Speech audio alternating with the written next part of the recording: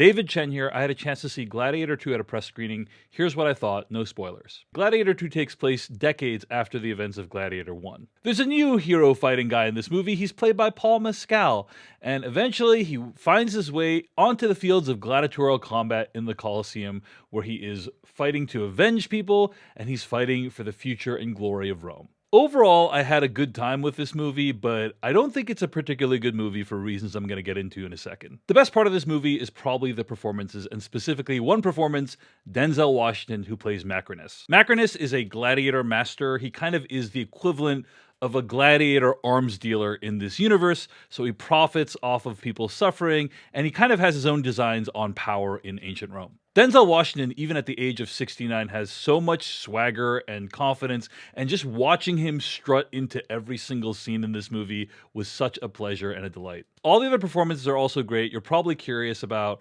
how Paul Mescal does as a hero of this movie. I think he's fine. Paul Mescal is a super talented actor and brings some great physicality to this role. You can tell he worked really hard to play his character in this movie. But the thing is, he's not Russell Crowe. Most of us aren't, and that's fine. But this movie really does live in the shadow of that film for reasons I'll get into momentarily. And so you can't help but compare Paul Mescal in this movie to Russell Crowe in 2000's Gladiator, and it's just not the same, man. I mean, Russell Crowe was such a badass in that film, and it was such a iconic performance, a career-defining performance, a Best Actor award-winning performance. And so Paul Mescal in this movie, it just doesn't quite live up to that. I will say this, one of the big reasons this movie is worth checking out is the action scenes are really, really well done. The first Gladiator movie had some kick-ass action scenes. This movie takes it to another level. I really appreciated that Ridley Scott didn't just feel like he could do the same action scenes over and over again.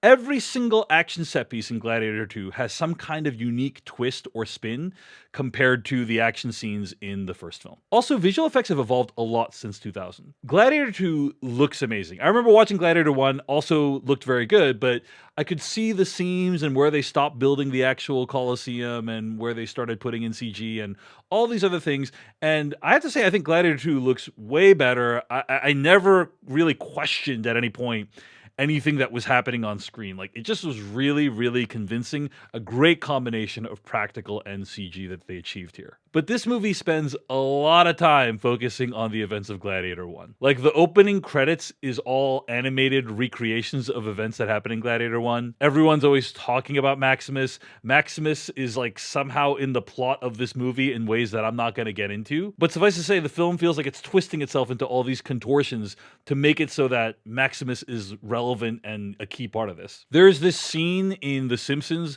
where Homer is offering suggestions on what to do about this new character named Poochie in Itchy and Scratchy. And something he says is, when Poochie is not on screen, all the other characters should be asking, where's Poochie? That's basically what Maximus is in Gladiator 2. Everyone's always talking about Maximus, they're quoting Maximus, they're thinking about Maximus, and I have to say, it just keeps reminding you about what a much better film Gladiator 1 was. Another issue I had with Gladiator 2 is it feels like a lot of Ridley Scott movies in the sense that some of them feel like the movies were much longer and then got arbitrarily cut down.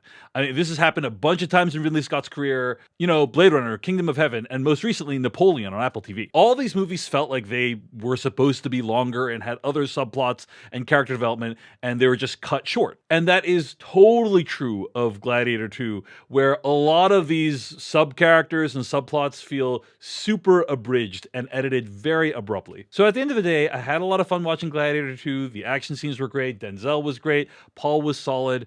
But I just didn't think it was a very good movie. It spends so much time pining after its former glory, aka Maximus Decimus Meridius, and it doesn't spend enough time making us care about the new characters that it has introduced. But that's just my opinion. I'm really curious what you thought about the movie. Feel free to let me know in the comments. I'm David Chen. If you enjoyed this video, be sure to give me a like, follow, and subscribe. And thanks to all my patrons at patreon.com/DaveChen for supporting my work. Thanks again for watching. See you in the next one.